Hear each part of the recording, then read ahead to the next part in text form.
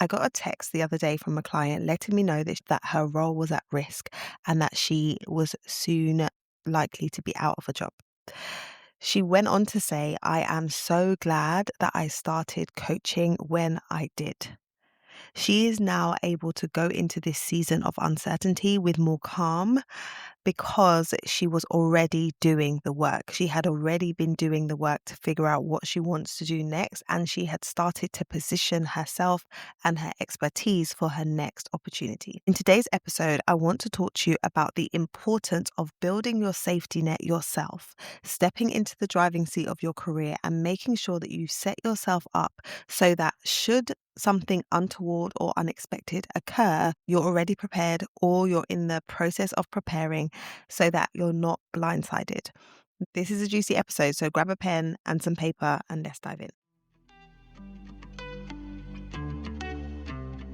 Welcome to the Career Changemaker podcast. Do you want clear direction about your next chapter, but find yourself overthinking every move and worrying about getting it wrong? If so, you're in the right place. Hey, I'm Janine Esbrand, corporate lawyer turned career coach, keynote speaker, and mother of two. And I've discovered how to gain real career clarity and build an impactful career on my terms without sacrificing security or burning out. If you're ready for aligned career options, confident decisions, and work that protects your peace, close that comparison tab on LinkedIn, grab your notebook, and let's dive in.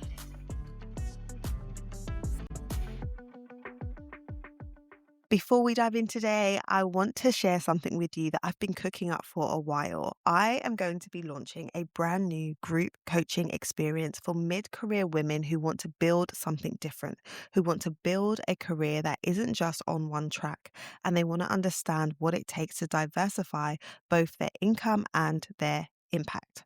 So if you are someone who's interested in building out a portfolio career and making sure that you don't have all your eggs in one basket, this program is for you.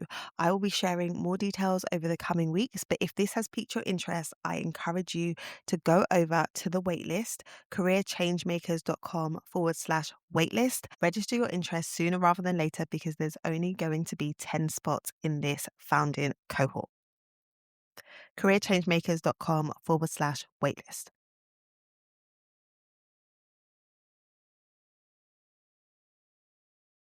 Let's start by talking about the current state of the economy and the marketplace when it comes to jobs and it comes to opportunities. We are in a season where things are very, very uncertain with the fast development of AI and industry shifting and changing as a result.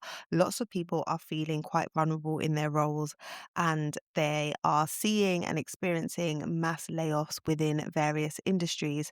And so it's understandable that people are questioning what is next? How is everything going to play out? How is everything going to pan out? What is the world of work going to look like in the next 3 years or 5 years?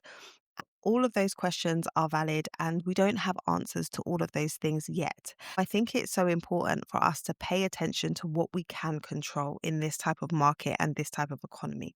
We can't control whether or not your organization decides that they're going to make some redundancies or layoffs. We can't control whether the organization is in a season of expansion or restriction. We can't control that. But what you can control is what you do with your career.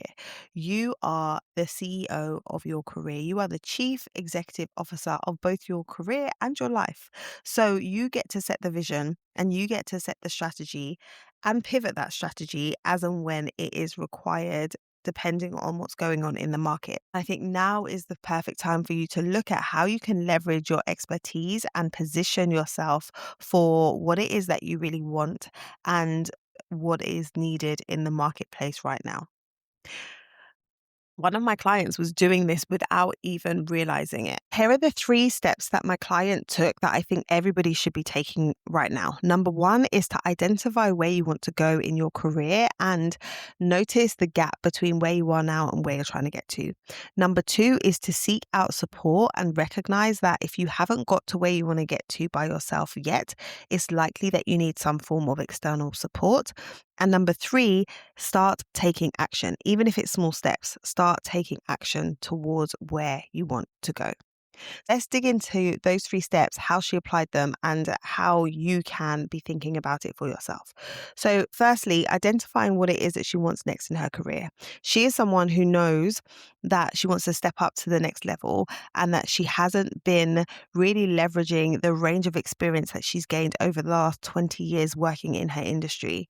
And she recognized that what she has been doing so far doesn't fully encapsulate what she is capable of. So we've been spending time over the last few months really helping her to work on her executive presence, not just from a presentation standpoint, but from a belief standpoint. So many people will jump to, okay, I need to work on my presentation skills. I need to work on my public speaking skills. I'm not speaking up in meetings and I know I want to do more. I want to get visible. And all of those things are important. But before you can dig into that visibility piece and make the type of progress that you want to make, it's important to be thinking about or paying attention to the beliefs that you have about yourself and your experience. Because what you believe about yourself and your experience, that is what is underpinning how you're showing up or not showing up.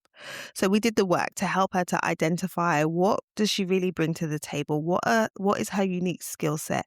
What is really holding her back? What are some of the things beneath the surface that she hasn't really been addressing that is stopping her from getting visible in the way that she wants to? And as we started to dig into that and coach her through some of the mindset challenges and some of the deep-seated beliefs that she had, things started to shift. And she has been able to put herself in a brilliant position so that she's ready for the next chapter and doesn't feel like she's on the back foot having received this news. She's in a good position to be able to activate her network and let people know what she's available for, the skill set that she wants to leverage. So for you, it's important that you identify what it is that you want and what is the gap between where you are and where you want to get to. That's golden because that then tells you where it is you need to spend the most time and energy so that you can move the needle the fastest. Number 2 is seeking out support. So this client became a client off the back of a referral from someone that I worked with previously. She delayed getting started because she wanted to figure out some things first. And eventually she said, you know what, I'm going to bite the bullet and let's do this. She didn't know what the experience was going to be like, but she trusted the recommendation. And so she came in. I think oftentimes when we're trying to do something different and we're trying to do something new, we can think, okay, I can figure this out on my own. And we can spend a lot of time spinning our wheels. And it's true, you may well be able to figure things out on your own, but you're definitely not going to get there as quickly as you would if you had someone who's experienced with the journey guiding you on that process. So I would highly recommend looking for support by way of recommendations. There can be so many options out there, so many different people that are offering services and are offering support, and it can be hard to know what is the right option to pick. If you are considering working with a coach, it's important that you find yourself the right person for you and find the right fit. And one of the ways that you can determine whether someone is going to be the right fit for you is to look at their body of work. What are they sharing online? Do they have a podcast? Do they have a blog? Do they have a presence on LinkedIn? Are they sharing their perspective so you understand not only what it is that they do and how it is that they support, but who are they as a person and what is their belief and what are their values? Finding that alignment can make a real difference when you are choosing in a very crowded marketplace. It is important when you are thinking about getting support that you do your diligence so that you are getting the right support at the right time, and it's going to help you to move towards the goals that you have and the outcomes that you want to get. And the third step is for you to start taking action, start building. And building can look different depending on where you're trying to get to. If you are building in terms of wanting to build up your profile so you can attract new opportunities, then it's about you thinking about your personal brand and thinking about what your digital presence is saying about you. What does your LinkedIn presence say about you? It's about you being strategic with your networking and who you are talking to and why you're talking to those people. What are you sharing about what you're looking for? What are you sharing about what you bring to the table? So building your presence in a space that you want to be in so people get to know who you are. If the right people know who you are, then there's potential for them to refer you and open doors. If you're someone who's looking at leveraging your expertise to build something for yourself, maybe you want to start consulting and using the skill set that you've been using in corporate and offering it as a service to an end user. Or maybe you want to just start a side project that you're really passionate about.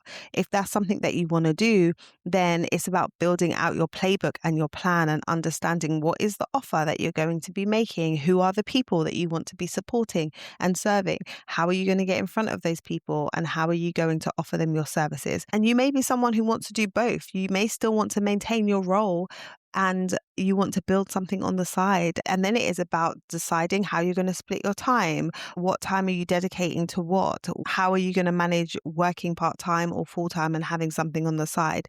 So taking action doesn't mean getting to your end destination. Taking action means you're taking steps and you're moving towards where it is you're going, step by step. And all of those little steps compound over time. That first step that you take leads to another step and leads to another step. And before you know it, you're building something beautiful. If you listen to my last episode of the podcast, I shared how I went to a 2-day seminar, and that is what led me into the world of coaching and building out my own portfolio career. I never could have anticipated that 2-day seminar would have led me to where I am now, a decade later. If you haven't heard that episode, you can go back and listen to it. It is important to recognize that you have the opportunity to build your career over the long term and lead in it rather than being at the mercy of decisions that are being made in boardrooms that you are not in. Rather than you waiting to see what happens, you get to decide what you're going to make happen. When you're moving forward in proactive pursuit, you're going to feel more at ease and more at peace.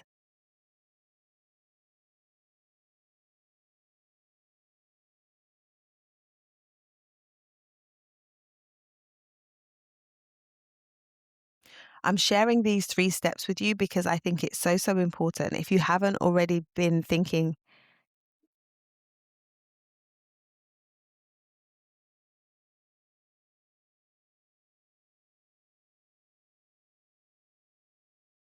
when I think about my client who is reacting very differently to a lot of her peers to the news that she has received, it's because she had already started to prepare.